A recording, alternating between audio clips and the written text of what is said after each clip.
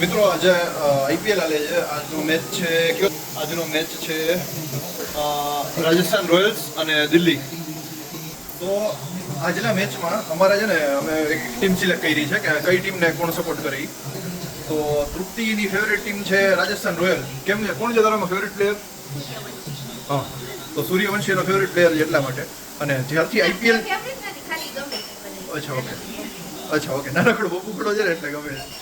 બરોબર, આઈ નાનકડો બબુકડો છે.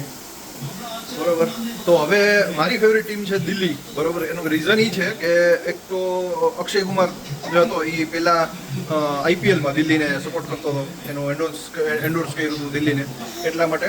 અને બીજું એ કે બસ એમ જ દિલ્હી સૌથી નબળી ટીમ છે. એટલે નબળી ઇન સેન્સ કે એમ નહીં કે એના પ્લેયર્સ નબળા છે, પણ કોઈથી જીતું નથી આઈપીએલ. ના, એ પ્રીતિ ઝિંટા પણ ઓળી છે ને પંજાબની.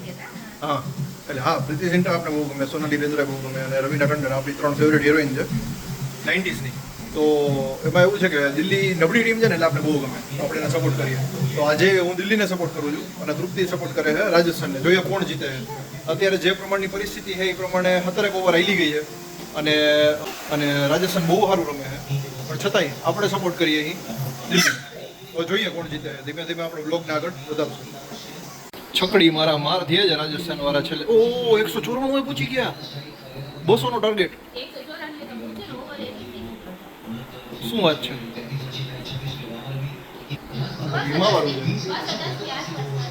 કેટલા? 210 નો ટાર્ગેટ તૃપ્તિએ દીધો છે એના કંઈક 194 ની આસપાસ. બરોબર છે, 195 થયા છે. તો જોઈએ કેટલા થઈ જાય. હવે 225 રનનો ટાર્ગેટ આપી દીધો છે દિલ્હી સામે. આ તૃપ્તિ જો રાજી થતી જોવે છે. બરોબર છે, અહીંયાથી આપણે મેચ દેખાય છે એટલે અઘરું છે ભાઈ દિલ્હી હાટું. પણ જોઈએ નબળી ટીમ શું કરે છે શું નહીં. અત્યારે એવું છે કે 138 એક જ વિકેટ પડી છે ખાલી. મુકેશ તૃપ્તિ કોણ જીતે એવું લાગે છે?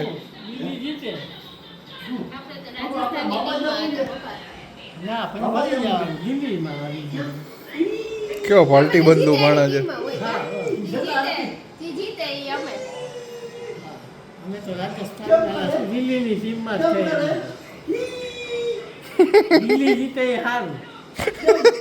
રાજસ્થાન જીતે તો એ આગળ જાય તો આપણે ગુજરાત વાળાને 5મા નંબરે છે તો એને તકલીફ પડે. હવે આવતા મેચે જો જીતી જાય તો એ ટોપ 4માં આવી જાય ગુજરાત વાળા.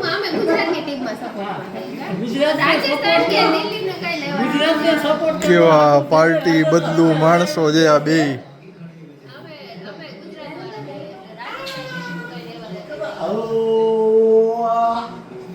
કેવા પાર્ટી બદલું માણસો છે આ બે.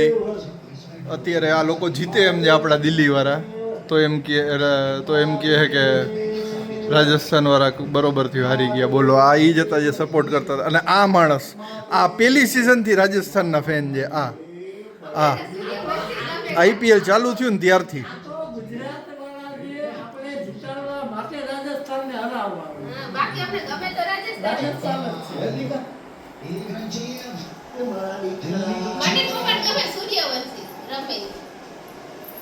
બરાબર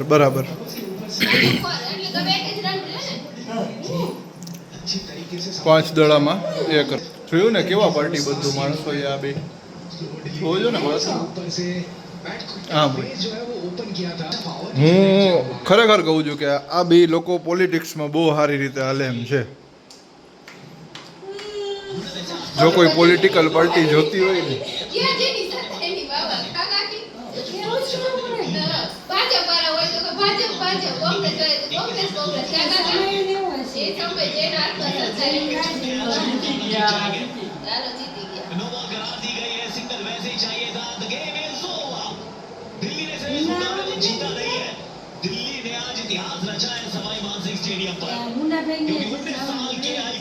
જોજો ને હવે પાર્ટી બધું માણસો ભેગો રહું છું.